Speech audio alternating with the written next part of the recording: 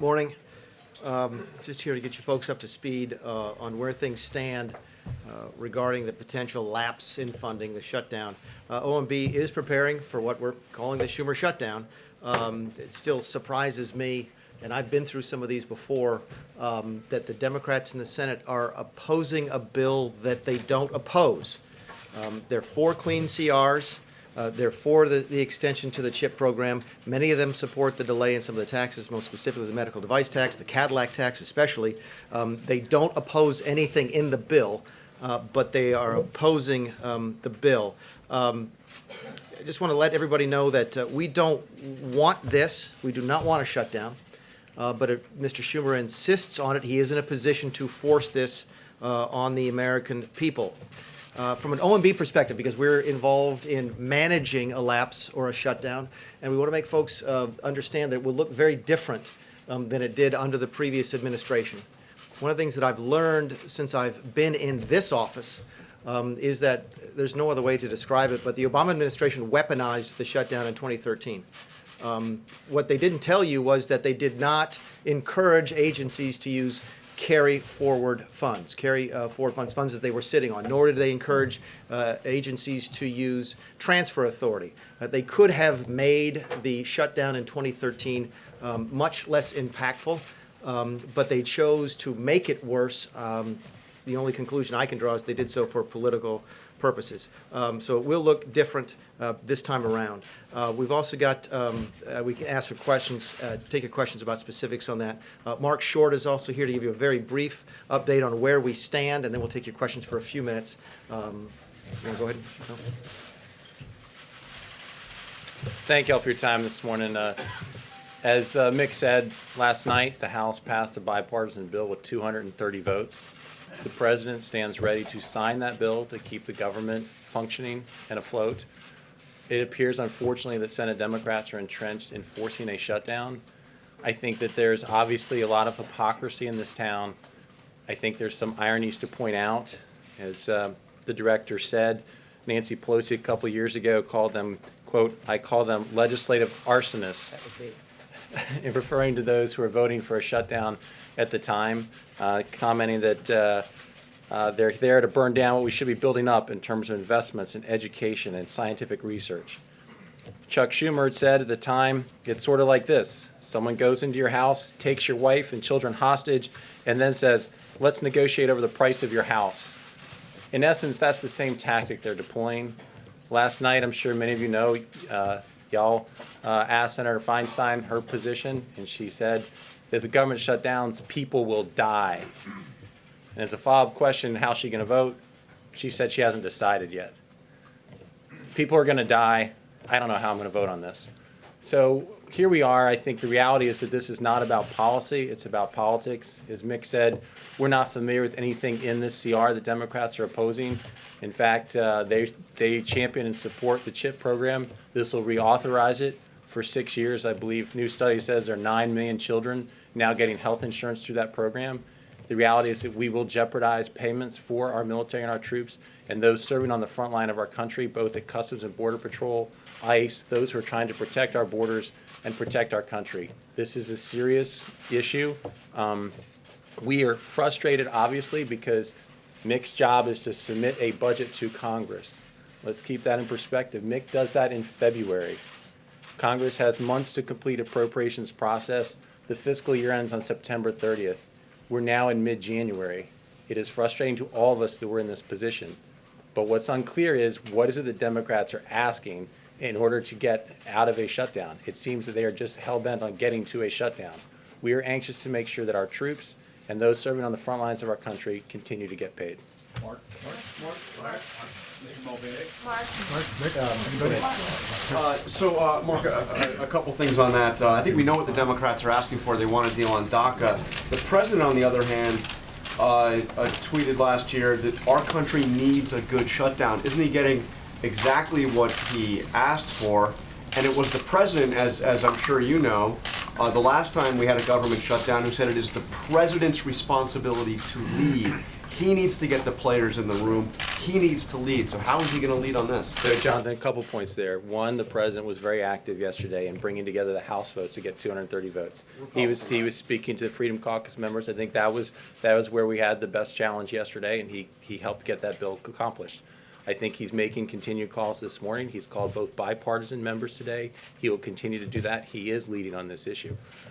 Regarding DACA, we feel that the administration has put forward our plans on this. Keep in mind that Secretary Kelly a year ago went to Congress and said, we need a solution on DACA. We asked Congress to fix it. We knew what was going to happen when several states sued the federal government over Obama's unconstitutional policy here.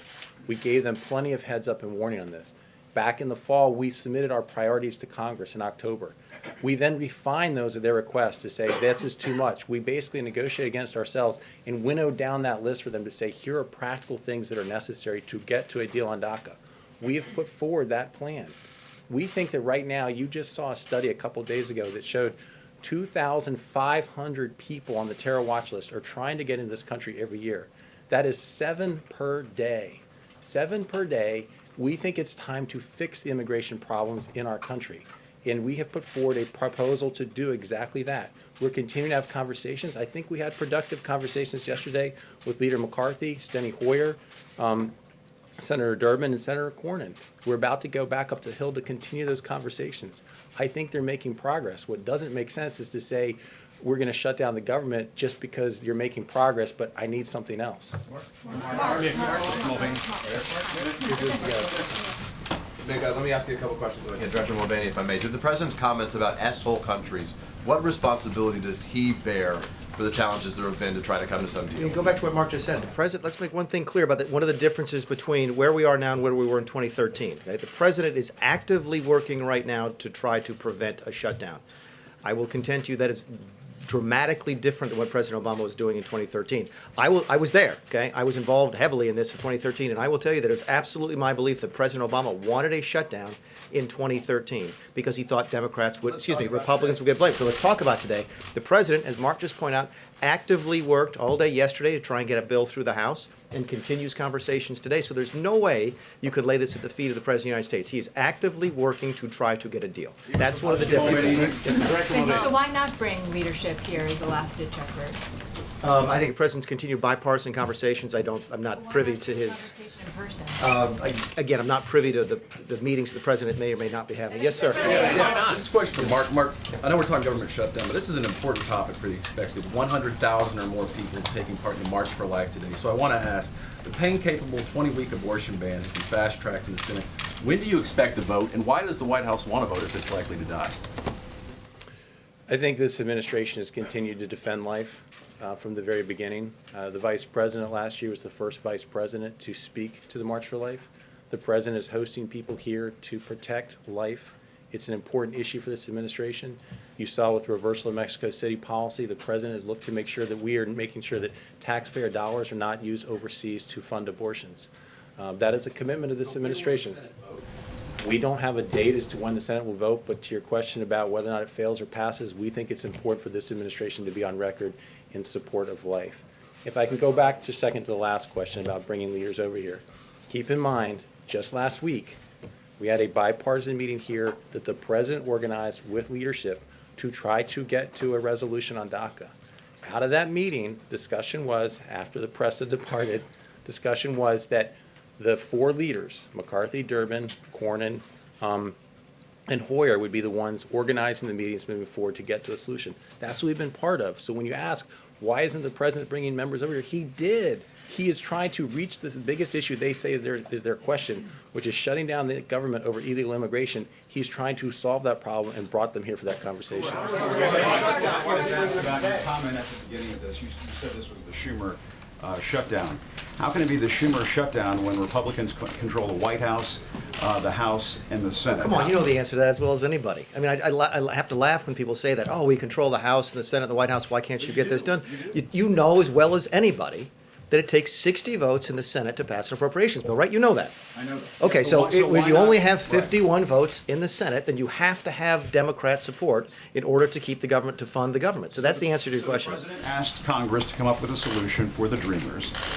Congress was in the room, members of Congress were in the room with the president last week. It seemed to be a fairly productive meeting, and then the whole process got blown up. When It seems- Republicans and tried- if I may, it seems that the whole process was blown up by the president's comments. And When so why not Republicans tried just to give the add, Democrats when the Republicans dreamers so tried you can to, get out of it? when Republicans tried to add a discussion about Obamacare to the funding process in 2013, we are accused by Nancy Pelosi and Chuck Schumer of inserting a non-fiscal, a non-financial issue into the spending process in order to shut the government down. How is that not exactly what is happening today? There is no reason that you have to deal with DACA this week. There's no reason you have to deal with DACA before the end of February, the middle of February. DACA doesn't expire till March 5th. This is purely an attempt by the Senate Democrats, led by Mr. Schumer, it's why we call it the Schumer shutdown, in order to try and get a shutdown that they think this president gets blamed for. Yes, ma'am. You're saying that you need Democrats' support in the Senate, so are there And we any got it in the House. So are there any concessions that this White House is willing to make to try to get support from those Democrats that you need? Again, go back to what I said at the opening. They don't oppose anything in there. They support CHIP. In fact, every member of the finance subcommittee or something a Democrat has voted for this exact CHIP extension. Okay, they don't want the Cadillac tax to go into place. They've always supported clean CRs. Why would you have to? Those are concessions. Ordinarily, you would just simply put up a clean CR and let them vote it. And again, it worked in the House. There were several Democrats who voted for it. So is it take it or leave it on the bill that passed the House? They have to so Democrats have to support the bill in the House for us to Democrats should support the bill in the Senate. Again, the House has passed a bill. Okay, the Senate has a couple different choices. They could not take it up. This is basic civics, right? Either they take it up and pass it, take it up and don't pass it, or they change it and send it back to the House. The point of the matter is, though, there are things on this bill that they like. They have nothing in this bill that they do not like. The only reason they are not voting for it is that they want other things to be added to it and they want to shut down. That's the only explanation we have. Yes, ma'am. The main thing Democrats want added is DACA. Yeah. And you've said before, many of you have said everyone agrees they want a solution on DACA. So what is the big sticking point then on your end about including a DACA fix in this bill? I think Mark mentioned that earlier. The bill's simply not ready. You don't get to vote on a summary. You don't get to vote on. There have been months of work on it. As you see with any major piece of legislation, it doesn't and shouldn't come together overnight. There's no DACA bill to vote on, and there's no emergency in terms of the timing on DACA. DACA does not expire until March 5th. So there's absolutely no reason to tie these two things together right now. Can I follow up on that one for one question? Because, again, I think it's important to remember that, yes, we're approaching the March 5th deadline, but the president put forward what he asked for last fall. We've been asking Congress to address this. And, Jim, back to your question, the reality is there is no legislation for them to pull up. They say there's this Flake, Durbin, Graham proposal. There is not legislation to vote on. So when they say we need to have DACA solved before you do a continuing resolution to keep the government open, there isn't actually a bill for them to even vote on, which I think shows that this is really about politics and not really about policy. And I think General Kelly will also tell you that he actually mentioned this to the senators during his confirmation process. So this administration has been trying for at least a year now to get some progress on DACA, and it's Congress that's taking that. Yes, Can I sir. start with Mark if I could, and then I got a question for you as well, Mick. You've been the one who's been up there on Capitol Hill every day. What I'm getting from the podium today is if this happens, it's the Democrats' fault. What, as a practical matter, can you do between now and midnight tonight to change the equation and get people on board the CR? Well, John, I think, again, one of our challenges, I don't think it's clear what the Democrats are asking for. I accept that you're saying they want a solution to DACA, but there is not bill text that they're asking Republicans to bring up. So I think that they really believe for political reasons it's better for them to force the shutdown. The president is continuing to reach out to them, and he will continue to do so throughout the day. He is actively on the phone. That's what we will continue to try to be saying, what is a solution that you guys think would be necessary? We frankly think that giving the Children's Health Insurance Program, something that Democrats have asked for, reauthorizing it for 6 years, was something that would attract Democrat votes. Unfortunately, it doesn't appear that's the case. And Mick, just if I could to you, because the other big story of the week has been the CFPB and your request for zero funding. Are you working to reduce spending there? What's the future of the CFPB? What's Leandra English's current role there, and does she continue to draw salary? 6 questions at once. It is. I won't speak to litigation with Ms. English. We do intend. We've asked for no money this quarter over at the CFPB simply because we didn't think it was necessary. The CFPB has $177 million in its reserve fund, and we were able to operate next quarter off of that. So that was the reason that we asked for no money this quarter. We intend to continue to fulfill the statutory mission of the CFPB. I've told people from the day I walked in there, I wasn't there to shut the place down or blow it up, but we will focus on the statutory mission, and we have plenty of money in the bank to do that. Yes, sir, and this will be the last one. Yes, sir. Thank you very much. You mentioned that DACA is not an immediate need now because of the March 5th deadline. You know, though, that that is the sticking point for many Democrats. So for people who are sitting at home and they are wondering if there is a government shutdown, how long would this last? Could this potentially go weeks? Like the last one was 16 days, especially since you're talking about the March 5th deadline. What is the realistic time frame of how long, and this is for either of you, a shutdown could potentially last? Yeah, you all have seen, we talk about immigration, and you all have seen the quote from Mr. Schumer from 2013, but I'll read it again. He says, basically, it's sort of like this. We could say we're shutting down the government. We're not going to raise the debt ceiling until you pass immigration reform. It would be governmental chaos. There are examples of statements exactly like Bernie Sanders, one of my favorite. What they are saying, by the way, this was of me back in 2013 in the group that was trying to figure out a way to force a debate on Obamacare repeal. What they are saying to the American people tonight is maybe we have lost the presidential election. Maybe we've lost seats in the Senate and the House. This is Sanders talking now, 2013. It doesn't matter. We can now bring the government to a shutdown, throw some 800,000 hardworking Americans out on the street, and we're going to get our way no matter what. This is exactly what they accused the Republicans of doing back in 2013. There is absolutely no reason to have to insert a DACA discussion, an immigration discussion, into the funding bill today. But the reality is it's there, so how long should people expect? Yes. Can you expand upon that? Sure. A couple different things. And again, the OMB is responsible for sort of managing the lapse, managing the shutdown. The military will still go to work. They will not get paid. Okay? The border will still be patrolled. They will not get paid. Fire folks will still be fighting the fires out west. They will not get paid. The parks will be open. People won't get paid. You can see the whole list. There'll be a bunch of different things when you see in 2013 compared to 2013, but don't lose sight of the fact that we're asking the military to work without pay. We're asking firefighters to work without pay. It's still harming the people. No, it's different. It's different. Parks will be open this time, and they weren't before. Let's go down the list. The parks will be open. The way it works is that the parks are open, but especially if the services are provided by third parties, but things like the trash won't get picked up.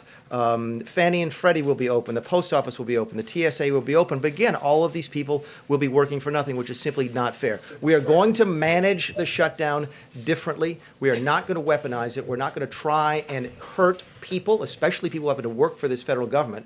Okay, but we still need Congress to appropriate the funds. Look, that's all the time we had set. We're supposed to be off at 11:30. We'll be doing this again. So anyway, thanks very much.